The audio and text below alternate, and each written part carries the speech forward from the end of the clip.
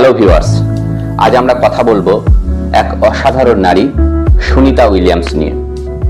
Sunita Williams, যিনি মহাকাশে গিয়ে শুধু ইতিহাসই গড়েননি, বরং আমাদের সবাইকে দেখিয়েছেন স্বপ্নের কোনো সীমা থাকে না।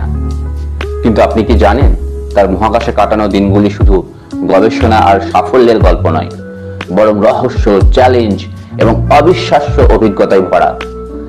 আজ আমরা জানবো তার জীবনের সেই অজানা গল্প, যা আপনাকে চমকে দেবে। তাই শেষ পর্যন্ত আমার সঙ্গে থাকুন আর অবশ্যই সাবস্ক্রাইব করতে ভুলবেন না। চলুন আমরা আলোচনা করব প্রথম অংশে। সুনিতা উইলিয়ামস একজন ভারতীয় বংশোদ্ভূত আমেরিকান নভোচারী। তার প্রথম মহাকাশ যাত্রা শুরু হয় 2006 সালে। তখন তিনি স্পেস শাটল ডিসকভারি চড়ে ইন্টারন্যাশনাল স্পেস স্টেশনে পৌঁছান। এরপর 2012 সাল তিনি আবার যান। কিন্তু আপনি কি জানেন, তার সবচেয়ে রোমাঞ্চকর অভিযান শুরু হয় 2024 সালে, যখন তিনি বোরিং স্টারলাইনে চড়ে তৃতীয়বারের জন্য মহাকাশে যান। এই মিশনটি ছিল মাত্র 8 দিনের জন্য, কিন্তু প্রযুক্তিগত সমস্যার কারণে তিনি আটকে পড়েন প্রায় 9 মাস। এই সময়টা তার জীবনের সবচেয়ে কঠিন, কিন্তু আশ্চর্যজনকভাবে সবচেয়ে শিক্ষণীয় ছিল।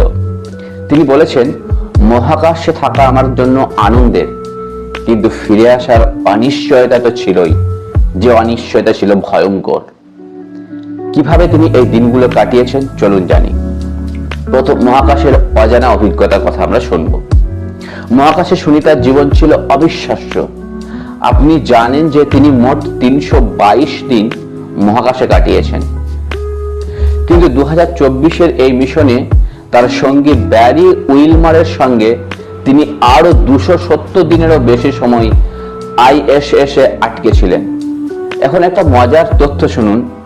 মহাকাশে থাকতে থাকতে সুনিতার শরীরে একদম অদ্ভুত পরিবর্তন লক্ষ্য করা যায়। মাধ্যাকর্ষণ না থাকায় তার শরীরে তরল পদার্থ মুখ দিয়ে চলে আসে, যার ফলে তার মুখ ফুলে যায় আর পা দুটো দেখতে হয় পাতলা। এটাকে বলে ফ্লুইড শিফট। কিন্তু তিনি হাল ছাড়েননি। তিনি বলেছেন, আমি নিয়মিত ব্যায়াম করে আমার পায়ে মাংসপেশি বাড়িয়েছি। আমার উরু আর পশ্চাৎদেশ এখন আরো বড়। এটা শুনে হাসি পেলেও এটা প্রমাণ করে তিনি কতটা শক্তিশালী। আর একটা অজানা গল্প বলি আপনাদের সুনিতা উইলিয়ামসের। 2007 সালে মহাকাশে থাকার সময় তিনি একবার ওয়াসাবি নামে একটা মশলা খেতে চেয়েছিলেন, কিন্তু ISS এর কম চাপের পরিবেশে টিউব ঘুরিতে এই মশলাটা বেরিয়ে গিয়ে চারিদিকে ভেসে বেড়ায়। কারণ সেখানে যেহেতু কোনো গ্রাভিটি নেই, গ্রাভিটি না থাকার দরুন সেগুলি নিচে পড়ে না, সবসময় ভেসে বেড়াতে থাকে। গ্রাভিটি না থাকার দরুন যে কেউ সেখানে ভেসে থাকতে পারে, একজন মানুষও সেখানে ভেসে থাকতে পারে। কারণ আমরা এখানে ভেসে থাকতে পারি না, কারণ এখানে গ্রাভিটি আছে। যদি আমাদের পৃথিবীতে গ্রাভিটি না থাকতো, তাহলে পৃথিবীর সমস্ত বস্তু ইচ্ছে মতো ভাসতে পারতো, পাখিদের মতো, মানুষ, জীব জন্তু সবই। তো সেরকম তিনি যখন মশলা খেতে চেয়েছিলেন, সেই মশলাটা উড়ে বেড়াতে শুরু করে, চারদিকে ভেসে বেড়ায়। সুনিতা হেসে বলেছিলেন, এটা ছিল আমার সবচেয়ে মজার দুর্ঘটনা।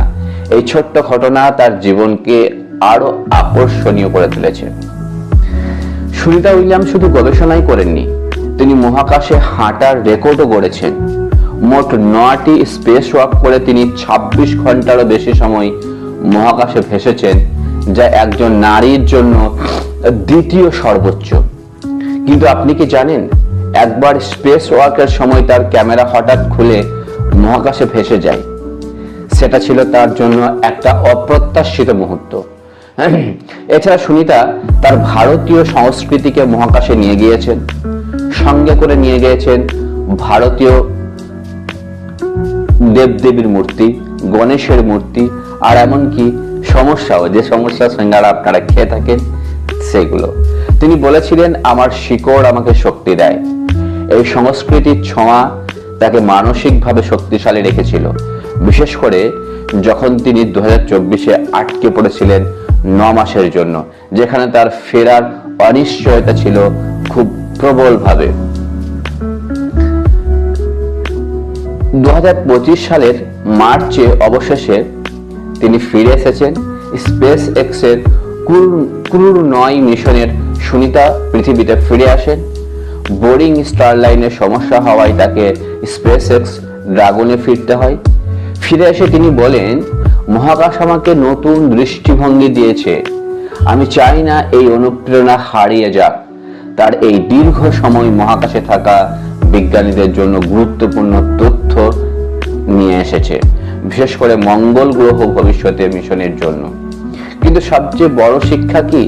সুনিতা প্রমাণ করেছে, চ্যালেঞ্জ যত বড়ই হোক, মনের জোর আর কঠিন পরিশ্রম দিয়ে সব জয় করা সম্ভব। আপনারা বুঝতে পারছেন একজন মানুষের মনের জোর কোথায় নিয়ে যেতে পারে। তো বন্ধুরা, সুনিতা উইলিয়ামসের এই গল্প কেমন লাগলো? তার জীবন আমাদেরকে শেখায় স্বপ্ন দেখতে হয় বড়, আর সেটা পূরণ করতে হয় নিজের শক্তিতে। আপনার কাছে তার কোনো গল্প সবচেয়ে রোমাঞ্চকর লাগলো কমেন্টে অবশ্যই জানান। ভিডিওটি পছন্দ হলে লাইক করুন, শেয়ার করুন, আর চ্যানেলে নতুন হয়ে থাকলে অবশ্যই সাবস্ক্রাইব করে বেল আইকনটি প্রেস করে দেবেন। আবার দেখা হবে নতুন কোনো গল্প নিয়ে।